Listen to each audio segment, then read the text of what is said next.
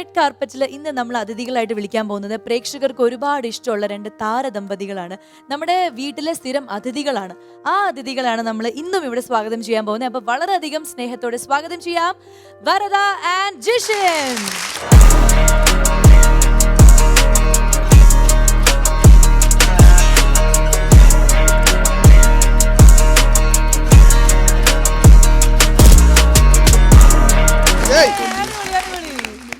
Red കാർപ്പറ്റിലേക്ക് സ്വാഗതം.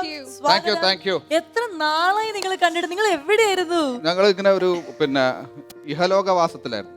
അല്ല അങ്ങനെയല്ലല്ലോ, അല്ല പറയാ എന്താണ്, വനവാസത്തിലായിരുന്നു.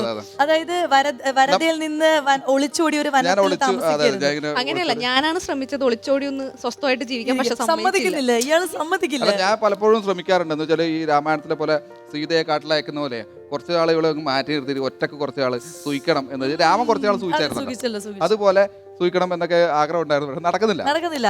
നോക്കാം, നമുക്ക് ഈ പരിപാടി കഴിയുന്നതോടെ ഞാൻ നിങ്ങളെ ഒന്ന് തമ്മിൽ തെറ്റിച്ചിട്ട് വിടാം. എന്നിട്ട് വേണം ഇന്ന് ഇവിടെ പറഞ്ഞു വിടാൻ. എങ്ങനെയുണ്ട് എന്റെ വീഡിയോ? അപ്പൊ നമുക്ക് ഐശ്വര്യമായിട്ട് ആ ഒരു ചടങ്ങിലേക്ക് കടക്കാം. നിങ്ങളെ ഞാൻ ഇരുത്തി വളരെ സമാധാനമായിട്ടാണ് തുടങ്ങുന്നത്. ആഗ്രഹം അതെ, ആ ആഗ്രഹ പ്രകാരം ഞാൻ നിങ്ങൾക്ക് രണ്ട് കസേരകൾ തരാൻ പോണ്. നിങ്ങൾ ഇരിക്കുക. ഞാൻ നിൽക്കൂല, ഞാനും ഇരിക്കും. നമ്മളെല്ലാവരും ഇരിക്കും. റെഡി? അപ്പൊ ജിഷൻ, വരദ, ഈ ഗുജറാത്തി കാൽത്തള കെട്ടിയ മലയാളി പെണ്ണാണ് വരദ, ഞാനല്ല. ആ ഗുജറാത്തി കാൽത്തള കെട്ടിയ പെണ്ണിനെ നിങ്ങൾ എങ്ങനെയാണ് സ്വന്തമാക്കിയത്? ആ കാൽത്തള അഴിച്ചു വെച്ചു. നിങ്ങൾ കല്യാണം കഴിച്ച അന്ന് തന്നെ ആ കാൽത്തള ഞാനത് ദൂരേക്ക് വലിച്ചെറിഞ്ഞു. ഈ ഗുജറാത്തിൽ നിന്ന് ഇങ്ങനെ വന്നു, നാട്ടിൽ വന്നു, എന്തൊക്കെയായിരുന്നു ആ സംഭവങ്ങൾ? വരാനുണ്ടായ സാഹചര്യം എന്തായിരുന്നു? ഇവിടെ ഇങ്ങനെ ഗുജറാത്തിൽ നിന്ന് വന്ന അറിയോ, പണ്ടൊരു വെള്ളപ്പൊക്കം ഉണ്ടായിരുന്നപ്പോ അമ്മയും അപ്പനും എല്ലാരും കൂടി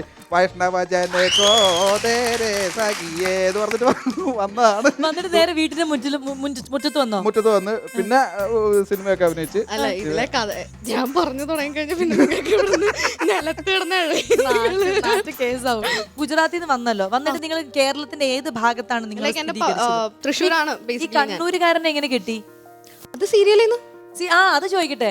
സാധാരണ എപ്പോഴും നമ്മൾ നായകന്മാരും നായികയും ഒരുമിച്ച് അഭിനയിക്കുമ്പോൾ അവർ തമ്മിലൊരു പ്രണയം, ഒരു റൊമാൻസ് ഒക്കെ വന്ന് അവരങ്ങനെ കെട്ടുകയാണ് ചെയ്യുന്നത്. ഈ വില്ലനും നായികയും തമ്മിൽ പ്രണയിക്കാൻ ശ്രദ്ധിക്കേണ്ട ഒരു കാര്യം എന്ന് വെച്ച് കഴിഞ്ഞാൽ, നമ്മൾ ഈ വില്ലന്മാര് ഭയങ്കര കുഴപ്പക്കാരും നായകന്മാര് സൽഗുണ സമ്പന്നരുമാണെന്നാണ് ഈ നാട്ടുകാരുടെ ഒരു തെറ്റിദ്ധാരണ. വേറൊന്നുമല്ല, വരാനുള്ള വഴി തങ്ങില്ല. നമുക്ക് നായകൻ ആവാൻ പറ്റുന്നത് എന്ന് വെച്ചാൽ എന്റെ ഈ കള്ളലക്ഷണം വെച്ചിട്ട് എനിക്ക് എപ്പോഴും വില്ലനെ കിട്ടാം. കള്ളലക്ഷണം സമ്മതിച്ചല്ലോ. ഈ കണ്ണ് നമുക്ക് മാറ്റി വയ്ക്കാൻ വല്ല സംവിധാനം ഉണ്ടോ? ഡോക്ടറെ അടുത്ത് പോയി? ഇല്ല, ഈ കണ്ണുകൊണ്ടാണ് ഞാൻ ജീവിച്ചു പോകുന്നത്. ഇത് ഉള്ളതുകൊണ്ട്, ഇതില്ലെങ്കിൽ ഇപ്പൊ എന്നെ വില്ലനെ പോലും വിളിക്കില്ലായിരുന്നു. പക്ഷെ ഈ സംസാരിച്ചു കഴിഞ്ഞാൽ ഭയങ്കര കോമഡി ആണല്ലോ നിങ്ങൾ. എന്താ അങ്ങനെ കോമഡി അല്ല, മണ്ടത്തര വായിന്ന് വരുന്നത്. ഭയങ്കര സീരിയസ് ആയിട്ട് എല്ലാം പറയുന്നത്, എല്ലാം സീരിയസ് ആയിട്ടാ പറയുന്നത്. അപ്പൊ ഈ വില്ലൻ നായികയെ അടിച്ചോണ്ട് പോകുന്നത് ഭയങ്കര ഹിസ്റ്റോറിക്കൽ സംഭവമാണല്ലോ. നിങ്ങളൊരു അടിച്ചോണ്ട് പോകലായിരുന്നു, അതോ പ്രപ്പോസ് ചെയ്ത് അറേഞ്ച് എങ്ങനെയായിരുന്നു? എന്താ വെച്ചാൽ അമല ചെയ്യുന്ന സമയത്ത് ഞാൻ വില്ലൻ, ഇവിടെ നായിക. അപ്പൊ നമ്മുടെ ഡയറക്ടർ പറ്റിച്ച പണിയാണ്.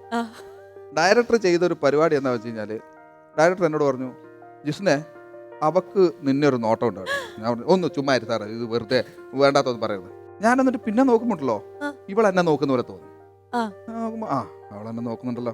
അപ്പൊ ഞാൻ മാറ്റി പിന്നെ ഒരു നോട്ടം നോക്കും. പിന്നെ നമ്മൾ കുറച്ചും കൂടി അടുത്തതിന് ശേഷമാണ് ഞാൻ ആ നഗ്ന സത്യം മനസ്സിലാക്കിയത്. എന്നോട് പറഞ്ഞ അതേ ഡയലോഗ് പുള്ളി ഇവളോടൊക്കെയും പറഞ്ഞിട്ടുണ്ടായിരുന്നു. അപ്പൊ ഞാൻ ഇവളെ നോക്കുന്നുണ്ടോന്ന് ഇവള് ഞാൻ നോക്കുന്നുണ്ടോ ഇവളും നോക്കുന്നുണ്ടായിരുന്നു. അപ്പൊ അങ്ങനെ നോക്കിപ്പോയതാ നമ്മള്. അവിടെ വെച്ച് കാണുമ്പം ഫസ്റ്റ് സീൻ തന്നെ ഒരുമാതിരി ഒരു നോട്ടമാണ്,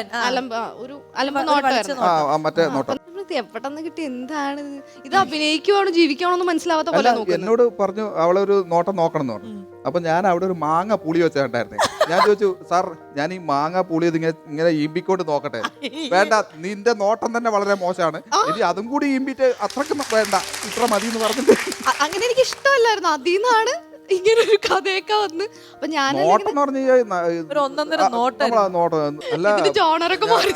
ആ നോട്ടത്തിന്റെ തീവ്രത പറഞ്ഞു. ഒരു അഭിനേതാവ് ആവുമ്പോ അങ്ങനെ വേണം. കൈവിടും. എടാ, നിന്നെ ഇന്ന് കാണാൻ ഒരു പ്രത്യേക ചന്തം കേട്ടോ.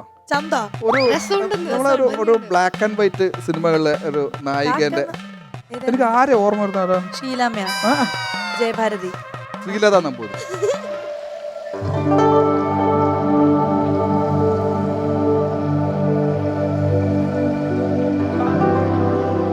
ലെൻസ് വെച്ചിട്ടുണ്ടോ നീ? ആ അതാണ് എനിക്ക് അങ്ങനെ തോന്നി. കറക്റ്റാണ്. കണ്ടിട്ടില്ലല്ലോ, അതുകൊണ്ടാണ്. നീ എപ്പിസോഡ് വരുമ്പോൾ നീ എടുത്തിട്ട് നീ ഒന്ന് ശ്രീരാമപുരി അവരുടെ ഈ ഒരു ഫോട്ടോ ഇതും വെച്ച് നോക്കും. കറക്റ്റ് ആ കണ്ണും ആ മുടീന്റെ ഷേപ്പും എല്ലാം കറക്റ്റാണ്. അല്ല നമ്മൾ എന്താ പറഞ്ഞു, നമ്മൾ പറഞ്ഞു വന്നത് നമ്മുടെ ആ ഡയറക്ടർ ആയിരുന്നു. അപ്പൊ അങ്ങനെ നിങ്ങൾ അങ്ങോട്ടും ഇങ്ങോട്ടും നോക്കിയാണ് നിങ്ങൾ ഇഷ്ടത്തിലായത്. പക്ഷെ എനിക്ക് ഈ റൊമാൻറ്റിക് സ്റ്റോറീസ് ഒക്കെ ഇങ്ങനെ കേട്ടപ്പോൾ എനിക്കൊരു കാര്യം മനസ്സിൽ വരുന്നു. അതായത് ഞാൻ നിങ്ങൾക്കൊരു ടാസ്ക് പോലെ തരികയാണ്. നിങ്ങൾ രണ്ടുപേരും അങ്ങോട്ടും ഇങ്ങോട്ടും ലവ് ലെറ്റേഴ്സ് എഴുതണം. ഞങ്ങൾ രണ്ടുപേരും നിങ്ങൾക്ക് അങ്ങോട്ടും ഇങ്ങോട്ടും. ഓക്കെ, പ്രോപ്പർട്ടീസ് വരട്ടെ. അപ്പോൾ നിങ്ങൾക്ക് വേണ്ടിയിട്ടുള്ള ലവ് ലെറ്റർ എഴുതാനുള്ള എല്ലാ കാര്യങ്ങളും ഞാൻ റെഡിയാക്കി വെച്ചിട്ടുണ്ട്. അപ്പോൾ ഈ ലവ് ലെറ്റർ എഴുതുമ്പോൾ കുറച്ച് കാര്യങ്ങളുണ്ട്, ചില പോയിന്റ്സ് അത് നിങ്ങൾ ആഡ് ഓൺ ചെയ്യണം. അതായത് സാധാരണ മറ്റേ ഹൃദയം അതൊക്കെ ആയിരിക്കും. അല്ല, ഹൃദയം, മനസ്സ് അതൊക്കെ പഴയത്. നമ്മള് ഈ കൊറോണ കാലത്താണ് ജീവിക്കുന്നത്. അപ്പൊ നമുക്ക് കുറച്ച് കാര്യങ്ങൾ അത് എന്തായാലും ഇൻക്ലൂഡ് ചെയ്യണം. അതായത് സാനിറ്റൈസർ, ലവ് ലെറ്ററിൽ മസ്റ്റ് ആണ് സാനിറ്റൈസർ. പിന്നെ mask, very important, sanitiser and mask. പിന്നെ ലവ് ലെറ്ററിൽ വേണ്ടത് മൊട്ടുസൂചി, പിന്നെ അമ്മിക്കല്ല്, പിന്നെ റോഡ് റോളർ. ഇത്ര സാധനങ്ങൾ നിങ്ങളുടെ ഈ ലവ് ലെറ്ററിൽ വേണം. ഇതിനെ നിങ്ങൾക്ക് എങ്ങനെ വേണമെങ്കിലും നിങ്ങളുടെ ലവ് ലെറ്ററിൽ ഉപയോഗിക്കാം. എന്നിട്ട് ഇത് എനിക്ക് തരണം. ഞാനാണ് വായിക്കുക. രണ്ടുപേരും എഴുതുന്നത് ഞാൻ തന്നെയാണ് വായിക്കുക, കേട്ടോ. ഞാൻ പണ്ട്, അതായത് എന്റെ ഹാൻഡ് റൈറ്റിംഗ് കൊള്ളൂല, ലവ് ലെറ്റർ എഴുതാൻ കൊള്ളൂല. അപ്പൊ ഞാൻ എന്റെ ബെസ്റ്റ് ഫ്രണ്ടിനെ കൊണ്ട് ഞാൻ പറയും, അവൾ എഴുതും. അവളുടെ നല്ല ഉരുണ്ട് നല്ല അടിപൊളി കൈയക്ഷര. അവളാണ് എന്റെ എന്നിട്ട് ഞാൻ ലവ് ലെറ്റർ കൊടുക്കും. അപ്പൊ കമന്റ് ലവ് ലെറ്റർ എഴുതും, ഇങ്ങനെ പറയും, നല്ല ഹാൻഡ് റൈറ്റിംഗ് ആണല്ലോ പൂജയുടെ എന്നൊക്കെ പറയും. പക്ഷെ ഞാനല്ല എഴുതിയത്, അവളെ കൊണ്ട് ഞാൻ എഴുതിപ്പിച്ചു. പോട്ടെ. ഇപ്പൊ അതല്ലല്ലോ ഇവിടെ പ്രധാനം. ഇപ്പൊ എന്റെ ലവ് ലെറ്റർ എഴുതിയതല്ലോ ഇവിടെ പ്രധാനം. നിങ്ങൾക്ക് ലവ് ലെറ്റർ എഴുതുന്ന കാര്യം മനസ്സിലായോ? തുടങ്ങാം. അപ്പൊ ഒരു മ്യൂസിക് തരാം, ഒരു background music. Okay, romantic background music.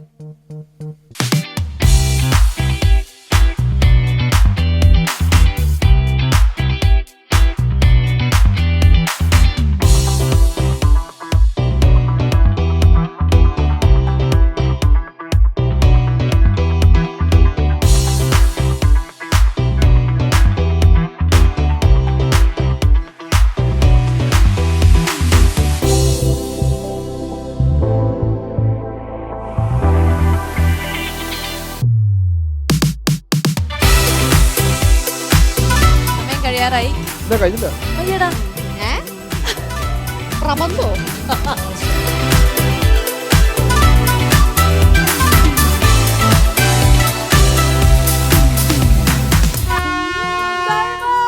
ഇല്ലടാ, 2 വാക്കിന്റെ കൂടി വരണം. എനിക്ക് കഥയിലോട്ട് വരണത്. എനിക്ക് 1 മിനിറ്റ് കൂടി തരണം. ഇനി 1 മിനിറ്റാ? ഇല്ല, കഴിഞ്ഞു, ഇപ്പൊ കഴിയും. ഓക്കെ. ഇവരുടെ പ്രേമം ഇങ്ങനെ എന്താവും എനിക്ക് വായിക്കാൻ കൊതിയുണ്ട്. വേണ്ടാ, കൊണ്ടുപോ. ഇത് വായിക്കണം.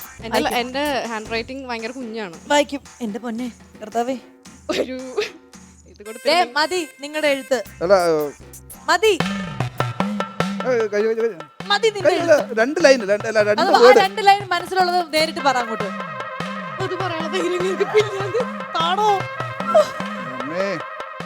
ഓക്കെ, അപ്പൊ എന്തായാലും ഞാൻ വായിക്കാൻ പോവാണ്. ആദ്യം ഞാൻ വരദയുടെ ലവ് ലെറ്റർ. വരദയ്ക്ക് ജിഷിനോടുള്ള ആ പ്രണയം ഇങ്ങനെ വരദ ഇവിടെ എഴുതി വെച്ചിരിക്കുകയാണ്. ആദ്യമായിട്ട് ഞാൻ ഒരാളുടെ ലവ് ലെറ്റർ വായിക്കാണ്. എല്ലാവരും ക്ഷമിക്കണം. റെഡി? എത്രയും പ്രിയപ്പെട്ട ജിഷിനേട്ടന്, നിങ്ങളില്ലാത്ത ജീവിതം എനിക്ക് അമ്മിക്കല്ലിൽ അരയ്ക്കാത്ത ചമ്മന്തി പോലെയാണ്. മുട്ടുസൂചി കുത്തി വെക്കാത്ത ഒരു സ്ക്രിപ്റ്റ് പോലെയാണ്. സ്റ്റാറിംഗ് സമയത്ത് റോഡിൽ ഇല്ലാത്ത പോലെയാണ്. റോഡിൽ ഇല്ലാത്തത് പോലെയാണ് നിങ്ങളില്ലാത്ത ജീവിതം. കൊറോണ കാലത്ത് മാസ്കും സാനിറ്റൈസറും ഇല്ലാത്ത പോലെയാണ്. ഇത്രയും മനസ്സിലാക്കിക്കൊണ്ട് എന്നെ നിങ്ങളുടെ ജീവിതത്തിന്റെ ഭാഗമാക്കണം എന്ന് പ്രണയപൂർവം നിങ്ങളുടെ സ്വന്തം അതൊന്നും ഞാൻ എഴുതിയിട്ടില്ലല്ലോ. വരദമോളു. നിന്നെ ഞാൻ സ്വന്തമാക്കിയല്ലോ, പിന്നെന്താണ്? നീ തന്ന വാക്കില് കഞ്ഞി ഇല്ലാത്തത് ഭാഗ്യം. നിങ്ങളില്ലാത്ത ജീവിതം എനിക്ക് ഉപ്പില്ലാത്ത കഞ്ഞി പോലെയാണ്. ചമ്മന്തി പോലെയാണ്. ചമ്മന്തി. അടുത്തതാണ് നമ്മൾ എല്ലാവരും പ്രേക്ഷകരെല്ലാവരും ആകാംക്ഷയോടെ കാത്തിരുന്ന, മനസ്സിലെ പ്രണയം എഴുതി തീർന്നിട്ടില്ല എന്ന് പറഞ്ഞ ജിഷിന്റെ ലവ് ലെറ്റർ ആണ് ഞാൻ വായിക്കാൻ പോകുന്നത്. പ്രിയേ, അന്ന് ഓടുന്ന ബസ്സിൽ വെച്ചായിരുന്നു നിന്നെ ഞാൻ ആദ്യമായി കണ്ടത്. അന്ന് മാസ്ക് വെച്ച് നിന്റെ മുഖത്ത് നിന്ന് ഞാൻ കണ്ണെടുത്തില്ല.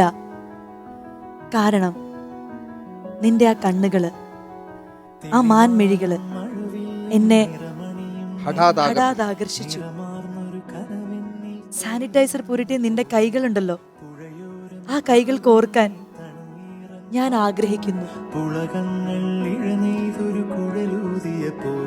കാളകളെ പൂട്ടിയ റോഡ് റോളറിൽ നിന്നെയും കൊണ്ട് കാളകളെ പൂട്ടിയ റോഡ് റോളറിൽ നിന്നെയും കൊണ്ട് ഞാൻ പോകും ഈ ലോകത്തിന്റെ അങ്ങേയറ്റത്തേക്ക്. പോകുന്ന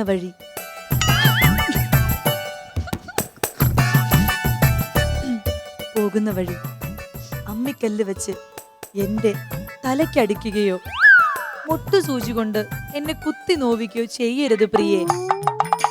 അങ്ങനെയാണെങ്കിൽ ഞാൻ നിന്നെയും കൊണ്ട് ഈ ലോകത്തിന്റെ ഏതറ്റം വരെ സഞ്ചരിക്കും. എനിക്ക് നീയില്ലാതെ ബാക്കി നിങ്ങൾ എഴുതിയില്ല. പറ. എന്നും നിന്റെ മുന്നിൽ തൊഴുതുണരുവാൻ കൊതിക്കുന്ന തീർത്ഥാടകനാണ് ഞാൻ. എനിക്കൊരു ഡൗട്ട് ചോദിക്കാനുണ്ടെങ്കിൽ അവരുടെ അടുത്ത്. ഈ റോഡ് റോളർ കൊണ്ട് നിങ്ങൾ എന്താ ഉദ്ദേശിച്ചത്? കാളെ പൂട്ടിയോണ്ട് അതെനിക്ക് മനസ്സിലായി. കാളെ പൂട്ടിയ റോഡ് റോളറിൽ നിന്നെ, അതായത് റോഡ് റോളർ കാളെ പൂട്ടുവോ? കാളെ പൂട്ടിയ എന്താ കുഴപ്പം? ഈ പെട്രോളിന്റെ വില ഇങ്ങനെ കൂടിയതുകൊണ്ട് ആ റൊമാൻസ് നഷ്ടപ്പെടാതെ കാളയെ കൊണ്ട് വലിപ്പിക്കാനുള്ള ജിഷിന്റെ തന്ത്രം. ഗ്രേറ്റ്. അപ്പൊ ഞാൻ ജിഷിന് 10ൽ 10 മാർക്കാണ് കൊടുത്തിരിക്കുന്നത്. അടിപൊളി. ആൻഡ് വരദ കുട്ടിക്ക് ഞാൻ 10ൽ 8.5 മാർക്കാണ് കൊടുത്തിരിക്കുന്നത്. ഓ, നീ ആദ്യമേ മാർക്കും കിട്ടും. ഇട്ടു. 10ൽ 10 അറിയാ. പാസ്സായി. അപ്പൊ ഇതിൽ നിന്ന് മനസ്സിലാക്കുന്നത് നിങ്ങൾ രണ്ടുപേരും നല്ല റൊമാൻറ്റിക് കപ്പിൾസ് ആണ്. നിങ്ങളുടെ ഉള്ളിൽ കുറെ പ്രണയമുണ്ട്. അപ്പൊ അതങ്ങനെ മുന്നോട്ട് പോട്ടെ. ഞാൻ നിങ്ങളുടെ ഇതിൽ തോറ്റതാരാന്ന് പറയണ്ടേ? വരദ. വരദ തോറ്റു. വരദക്ക് 8.5 കിട്ടുള്ളൂ, നിനക്ക് 10 കിട്ടി. അപ്പൊ എന്തായാലും വരദ തോറ്റ സ്ഥിതിക്ക് ഞാൻ വരദയ്ക്ക് ഒരു ടാസ്ക് കൊടുക്കാം. പണിഷ്മെന്റ് ടാസ്ക് ആണിത്. ഓക്കെ. ആൻഡ് ജിഷിന് ഒരു സമ്മാനം ഉണ്ട്. ഉണ്ട്. ലവ് ലെറ്റർ ഇത്ര മനോഹരമായിട്ട് എഴുതിയ എന്റെ ജിഷിന് എന്റെ വക ഈ സ്നേഹ സമ്മാനം. എല്ലാവരെയും ആ സ്നേഹം ഒന്ന് കാണിച്ചു കൊടുക്കും. ലവ്.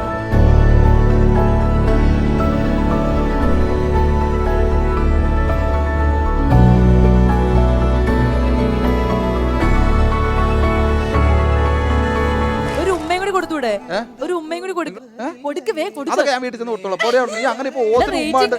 റേറ്റിംഗ് കൂട്ടാനാണ് ഉമ്മ കൊടുക്കുന്നത്. നീ ഒന്ന് ചോദിച്ചു നോക്കി, അവക്ക് ഒരെണ്ണം കൊടുക്കണോ? അവിടെ കൊടുക്ക് വേഗം.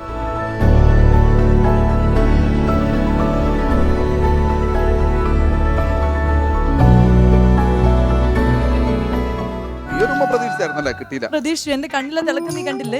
തിളക്കം ഞാൻ കണ്ടു. അതിനിടയിൽ ഇവളുടെ കണ്ണ് ഞാൻ പാളി നോക്കിയപ്പോ കണ്ടായിരുന്നു. പോയതാ മോഹഭംഗ മനസ്സിലെ.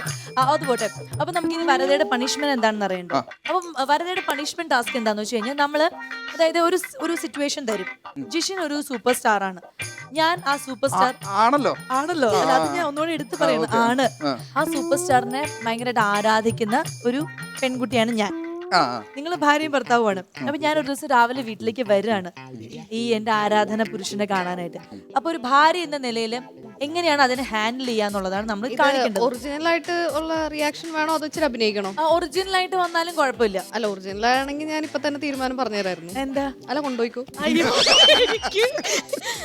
അപ്പൊ അഭിനയിക്കണം, കുറച്ച് അഭിനയിക്കണം. എനിക്ക് വേണ്ട. അയ്യോ, എന്റെ ഭർത്താവിനെ കൊണ്ടുപോലെ എന്ന് പറഞ്ഞല്ലേ? അതെ. അപ്പൊ നമുക്ക് ആ ഒരു സീൻ നമ്മളെ കൊണ്ട് പറ്റുന്ന രീതി നമുക്ക് എന്താ ചെയ്യാൻ പറ്റും നമുക്ക് നോക്കാം.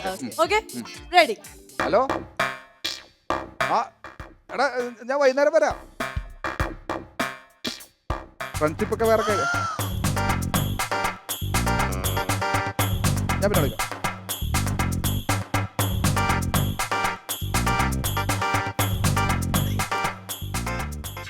ഞാനെന്നെ അമ്പലോ, നീ എന്റെ ചുറ്റി നടക്കണേ? എന്നെ മനസ്സിലായില്ലേ? ഞാൻ മെസ്സേജ് ചെയ്തില്ലേ രാത്രി, ഇന്നലെ രാത്രി ഞാനാ മെസ്സേജ് ചെയ്ത്. എനിക്ക് ഭയങ്കര ഇഷ്ടമാണ് ചേട്ടനെ. ഇഷ്ടമൊക്കെ തന്നെ, അത് സമ്മതിച്ചോ? എന്നോട് ഇന്ന് വരാൻ പറഞ്ഞത്. ഇവിടെ വരാനല്ലോ. പിന്നെ നമ്മൾ മീറ്റ് ചെയ്യാൻ നമ്മൾ കാണാന്നല്ലേ പറഞ്ഞുള്ളൂ. എനിക്ക് അങ്ങനെ കുറെ നാളൊന്നും വെയിറ്റ് ചെയ്തിരിക്കാൻ പറ്റില്ല. കാണാന്ന് പറഞ്ഞ അപ്പൊ തന്നെ ഞാൻ വന്നതാണ്. എന്ത് ഭംഗിയെ കാണാൻ, ടിവിയിൽ കാണുന്ന പോലെ തന്നെ ഉണ്ട്. എല്ലാരും പറയും. ഞാൻ ഈ മുടി ഒന്ന് തൊട്ടോട്ടെ. മുടി തൊട്ടോ? ബിഗൊന്നല്ല കേട്ടോ. എന്താ? ഒന്നുമില്ല, ഞാൻ ഇറങ്ങുന്നു.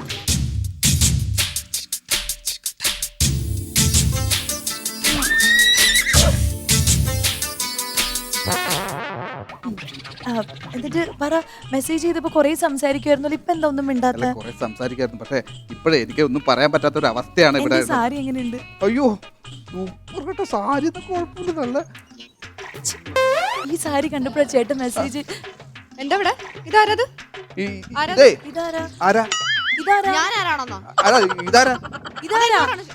ഇതെന്താ ആരാന്ന് ചോദിച്ചോണ്ടിരിക്കുകയാണോ? ഇതാരാ? നിങ്ങള് ഇവിടെ കൈയൊക്കെ പിടിച്ച് കൈ കോർത്തൊക്കെ ഞാൻ സ്നേഹിക്കുന്ന ആളാണ്. സ്നേഹിക്കുന്ന ആളോ? അതെ, മനസ്സിലായില്ല.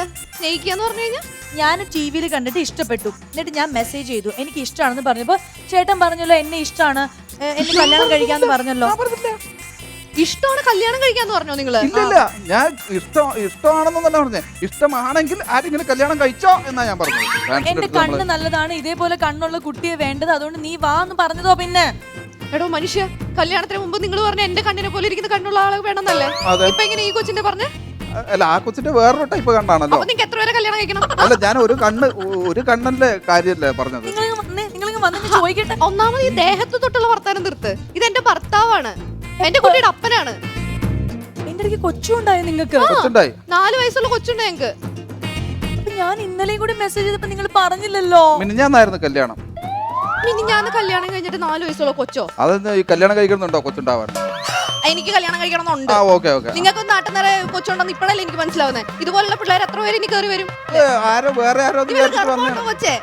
ഗർഭം ഇല്ല. ഓ ഭാഗ്യം. ഇനി അതും കൂടെ ഞാൻ കേൾക്കേണ്ടി വന്നു. ഗർഭമില്ല. ഞാൻ എങ്ങനെ പറഞ്ഞു വിട്ടോളാം. അങ്ങനെ പറഞ്ഞുവിടാൻ പറ്റില്ല. എനിക്ക് എന്തായാലും ജീവിച്ചേ പറ്റൂ. എന്ത് കഷ്ടമാണെന്ന് നോക്കിക്കേ. കൊച്ചൊരു കാര്യം ഞാൻ പറയാം. ഞാൻ പറയുന്നു കൊച്ചൊന്ന് കേക്ക്. കൊച്ചു ഇന്നലെ അല്ലേ കല്യാണം കഴിച്ചത്? അല്ല, 5 വർഷം കഴിഞ്ഞു. 5 വർഷമല്ലേ കഴിഞ്ഞുള്ളൂ. ഇനി ഒന്ന് പോയിക്കൂടെ? ഇത്ര നാള് ജീവിച്ചില്ലേ, ഇനി ഞാൻ ജീവിക്കട്ടെ.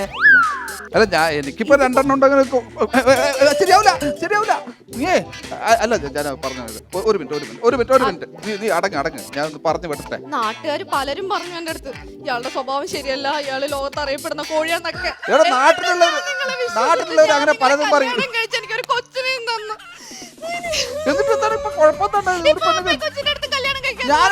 ഞാനൊക്കെ പറഞ്ഞു ഒഴിവാക്കട്ടെ. ഞാൻ വിളിച്ചില്ല. ഇവിടെ വേറെ ആരാണെന്ന് വിചാരിച്ചിട്ട് വന്നിരിക്കുന്നതാ. അല്ല, ഇത് തന്നെയാണ് ഞാൻ ഉദ്ദേശിച്ച ആള്. ഇതേ മുടി, ഇതേ കണ്ണ്, ഇതേ ഉണ്ടക്കണ്ണ്. പേരെന്താ? എനിക്കറിയില്ല. നിന്റെ പേരെന്താ? എന്റെ പേരെന്താ നിങ്ങൾക്ക് അറിയില്ല? പിങ്കി. കണ്ടോ, നിങ്ങളുടെ ചെറുപ്പത്തിൽ വിളിക്കുന്ന പേരായിരുന്നു പിങ്കി. ആ പേര് പോലും അവൾക്കറിയാം. ഞാൻ പോലും എടുത്തറിഞ്ഞത് അറിയാവോ? നീ പേര് ചോദിക്കുമ്പോ ഒറിജിനൽ പേര് പറയണ്ടേ? എന്നെ നാണകെടുത്താണോ നീ ഇങ്ങോട്ട് വന്നത്? എന്റെ പേരല്ല പിങ്കി. നിങ്ങൾ എന്നെ പിങ്കി മോളേന്നല്ല മെസ്സേജ് ചെയ്യാറ്. പണ്ട് എന്നെ ചെറുപ്പത്തിൽ പിങ്കി മോനെ എന്നായിരുന്നു വിളിച്ചോണ്ടിരുന്നത്. നീ അതുകൊണ്ട് പോയി കൊളാക്കരുത്. നീ ഒരു കാര്യം ചെയ്യും, നമുക്ക് ഈ ജന്മത്തിൽ നമുക്ക് ഒന്നിക്കാൻ പറ്റില്ല. ഞാൻ ഓൾറെഡി അവളെ കല്യാണം കഴിച്ച് അവൾക്കൊരു കൊച്ചുണ്ട്. ഈ ജന്മത്തില്ല. നമുക്ക് ഇതുപോലെ പല ആർട്ടിസ്റ്റുകളോട് ആരാധനയൊക്കെ തോന്നാം, ആർട്ടിസ്റ്റുകളോട്, പാട്ട് പാടുന്നവരോട്. പക്ഷെ എന്നെ പോലത്തെ നല്ലവരെല്ലായിടത്തും ഉണ്ടാവണമെന്നില്ല. അത് ഞാനിപ്പോ കണ്ടു കേട്ടോ. അപ്പൊ എല്ലാവരുടെ അടുത്ത് നമുക്ക് ആരാധന ഇഷ്ടമൊക്കെ തോന്നും. പക്ഷെ അത് വിചാരിച്ച് ഇവന്മാരൊക്കെ നല്ലവരാവണം എന്നില്ല. കുട്ടി വേണ്ട സൂക്ഷിക്കാൻ. അങ്ങനെയല്ലേ?